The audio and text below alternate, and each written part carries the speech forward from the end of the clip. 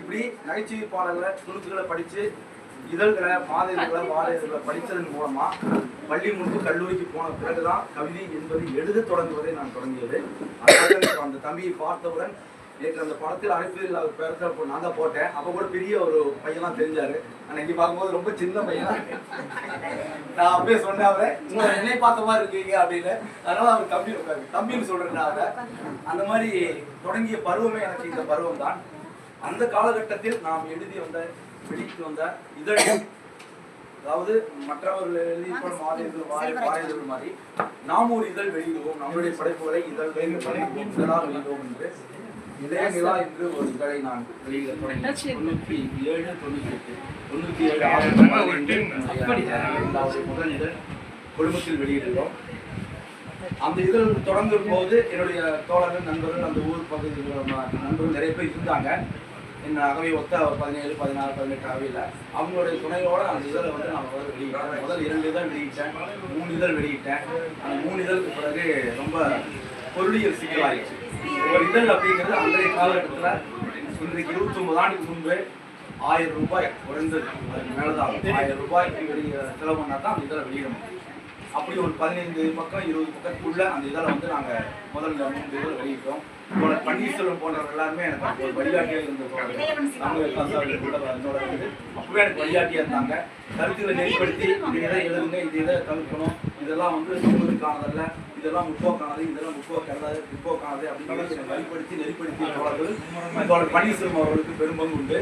அப்படி தொடங்கி அந்த இளைஞர்களா இதழை 3 இதழுக்கு மேலே நான் நடத்த முடியல. 3 இதழுக்கு மேலேன்னா பொருளியல் சிக்கல். நான் ஒரு கல்லூரியில் தோழர் மாதிரி படிச்சுட்டு இருக்கிற பையன். எனக்கு அம்மா அப்பா 10 ரூபா தான் அன்னைக்கு பேருந்து செலவுக்கு உணவு அந்த தேநீர் செலவு கொடுப்பாங்க. 10 ரூபா அன்னைக்கு, 2000 ரூபா 2000 ரூபா பேருந்துக்கு, 5 ரூபா போக மீதி 5 ரூபாயை ஒவ்வொரு நாளும் சேர்த்து வச்சு அந்த மாத இறுதியில் அந்த இதழ் வெளியிடுறதுக்கு நான் பயன்படுத்திக்குவேன்.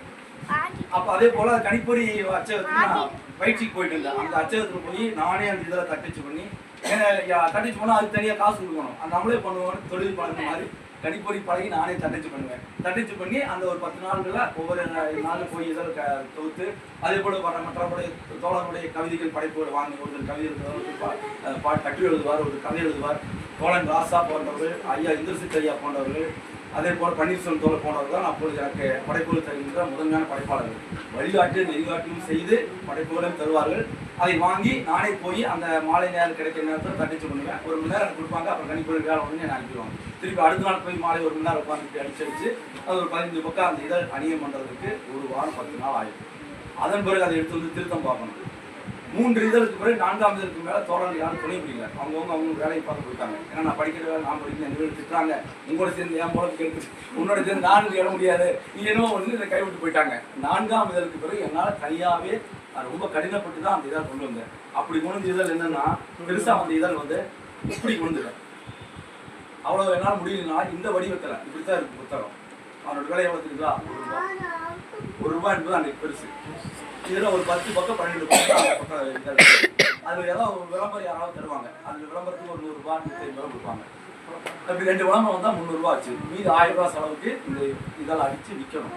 500 இதழ் அடிச்சுன்னா 500 பேர் ஒவ்வொருத்தர கொண்டு பார்க்குறவங்களா கொடுத்து 1 ரூபா கொடுக்கும். அதை ஒரு கொடுப்பாரு, ஒரு கொடுக்க மாட்டாங்க. காசுக்கு வாங்க, இலவசமாக வாங்குவாங்க. அவங்க அருமை தெரிஞ்சவங்க இந்த காசு கொடுத்துருவாங்க.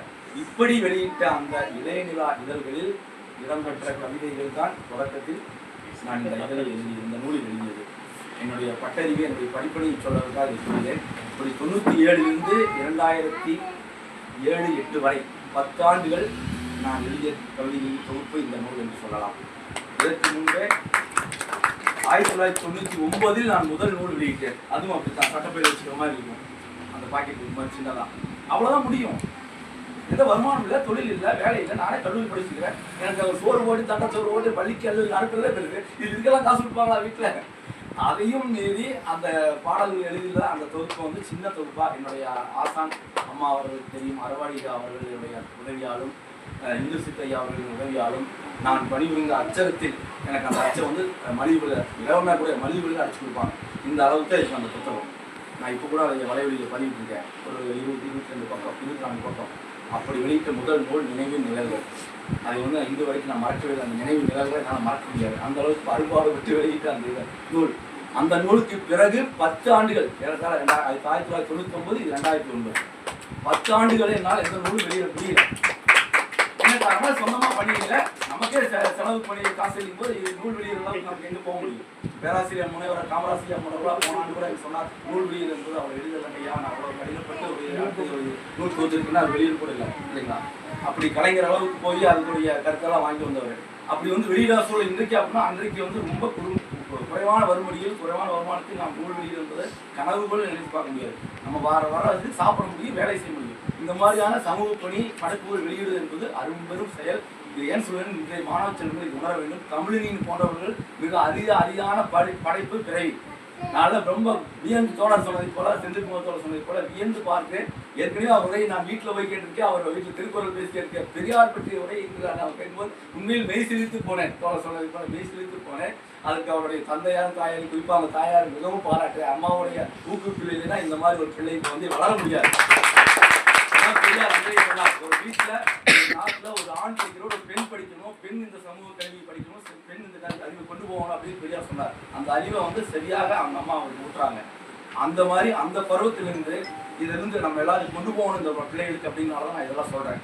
அப்படி வெளியிட்ட அந்த 10 ஆண்டுக்கு பிறகுதான் இந்த நூலை வந்து நான் 2009 தாய்மொழி நாள் அன்று பிப்ரவரி 21 அன்று இந்த நூலை நான் விடுமுறைப்பட்டி வெளியிட்டேன். என்னுடைய ஆசான் அறவாழி அவர்கள் திருக்குறள் ஆலயத்தின் 80ஆம் ஆண்டு விழாவில் இந்த நூலை வெளியிடும் வாய்ப்பு எனக்கு தந்தார்கள். இந்த நூல் வெளியிடும் போது உறவினர்கள் தான் அழைச்சேன். வீட்டு விழானா கூப்பிடுறீங்க, நல்லது கிட்டதுனா கூப்பிடுறீங்க, புத்தக வெளியிடுறதுக்கு ஏன் உறவினர் கூப்பிடக்கூடாது? நண்பர்கள் தோழர்களை விட உறவினர்கள் அதிகமாக அழைச்சேன். எல்லாரும் வரட்டும், இப்படிலாம் நடக்குது, இப்படிலாம் நாட்டில் இருக்குது, விழாக்கள் இந்த மாதிரி நடக்குது, இதெல்லாம் நீங்கள் உணரணும். உறவினர் நிறைய பேர் அழைச்சா, நிறைய பேர் வந்தாங்க. மறக்க முடியாத நிகழ்வு இருந்தது.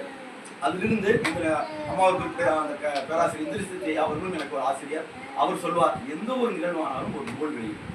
சின்ன நிகழ்வாக இருந்தாலும் சரி, ஒரு குட்டி நிகழ்வாக இருந்தாலும் சரி, ஒரு பிறந்தநாள் நிகழ்வா, ஒரு திருமண நிகழ்வா, ஒரு பேசூட்டு நிகழ்வா, வீட்டில் எந்த நிகழ்வு நடந்தாலும் அல்லது நண்பர் சார்ந்த எந்த நிகழ்வு நடந்தாலும் ஒரு நூல் வெளியிடுங்க. சின்னதாக இருந்தாலும் தேவையில்லை, பெருசாக இருந்தாலும் தேவை, ஆனால் நூல் வெளியிடுங்க. அந்த கருத்து என்னுடைய மனதில் ஆழப்படுத்ததால் இந்த நூலின் பிறகு நான் எந்த நிகழ்வு வந்தாலும், எங்கள் பிள்ளைகளுடைய பிறந்தநாள் நிகழ்வு எந்த நிகழ்வு வந்தாலும் ஒரு சின்னதாக ஒரு நூல் வெளியிடுவேன்.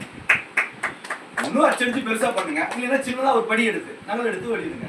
ஏதோ ஒரு வகையில் ஒரு 50 படி 60 படி 100 படி அடிச்சு அங்கே வரவங்களுக்கு கொடுங்க அப்படின்னு என்னோட ஆசை சொல்லுவேன். அந்த அடிப்படையில் ஒவ்வொரு நிகழ்விலும் ஒரு நூல் வெளியிடுவோம். அதுக்கு தொடக்கமாக அமைந்து என்னுடைய இந்த 2ஆம் நூல் நெஞ்சத்தோழர். அதை அவர் இன்னும் முழுமையாக படித்ததா சொன்னாலும் அவரால் எந்த அளவுக்கு அவருடைய உரையை அவர் நிறுத்தினார். அதற்கு பேராசிரியர் முனைவர் காமராசிரியர் போன்றவர்கள் வழிகாட்டி உள்ளார்கள். அந்த தோழர் எப்படி நான் அறிமுகமாகும் போது கன்னி பையனாக இந்த தாமியர்தாசாவில் வந்தேனோ அதுபோல இப்பொழுது அவர் வந்துள்ளார். நான் அவரை பார்க்கும்போது சொன்னேன், என்ன மாதிரி உங்களை பார்க்குறேன்னு.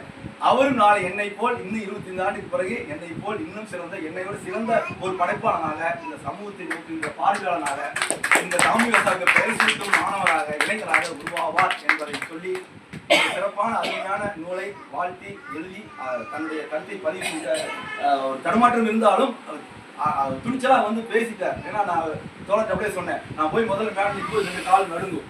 முதல்ல மேடை ஏறுவோம், தாமியாசம் மேடையா இருந்தாலும், தமிழ் மேடையா இருந்தாலும், கல்லூரி மேடையா இருந்தாலும் கால் 2 வடவடன் நடங்கும். வடிவேல் சொன்ன மாதிரி வெற்றிக்கு தாண்டி பிளேஸ்மெண்ட் எழுதிக்கிறாங்க. முகம் நல்லா வரப்பா இருக்கும், கால் 2 கடகன் நடங்கும். எவ்வளவு கட்டுப்படுத்த முடியாது. என்ன காரணம்னா தொடக்க அறிமுகம். மேடை ஏறுவது என்பது எல்லாரும் கஷ்டமானதான். போன முறை 2 முறை 3 முறை 4 முறை, அதுக்கப்புறம் நீங்க என்ன வேணாலும் சொல்லுங்க, நான் கிட்ட பேசுறேன்.